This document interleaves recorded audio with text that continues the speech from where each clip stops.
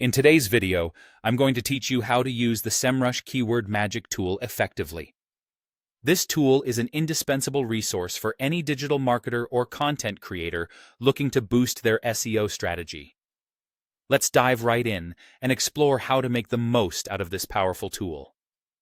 First things first, you'll want to open up your web browser and head on over to the Semrush website.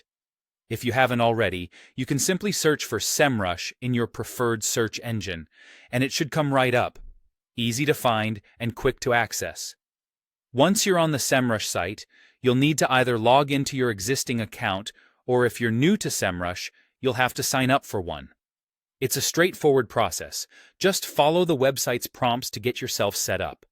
Having an account will allow you to unlock a world of insights into keywords and help optimize your website's performance. With that done, the next step is to find the Keyword Magic tool. This is usually located in the SEO section or displayed prominently on the dashboard. Semrush is quite intuitive, but if you're having trouble locating it, try using the search feature within the platform to guide you. Now it's time to input your primary keyword or phrase. This should be a term that is highly relevant to your topic or business, something central that you want to explore further. By entering this primary keyword, you're setting up the tool to generate useful data that can inform your content strategy. Once you've input your keyword, Semrush will work its magic and generate a comprehensive list of related keywords. It organizes these into categories and groups, making it easier for you to navigate and analyze. Here is where you can start to see the vast possibilities for your keyword strategy unfold. To narrow down these results, take advantage of the filters Semrush offers. You can apply filters based on search volume, keyword difficulty, cost per click, keyword intent, and SERP features. Each of these filters can provide a unique perspective on which keywords might be the best fit for your needs. Next, take some time to examine the keyword metrics presented by Semrush.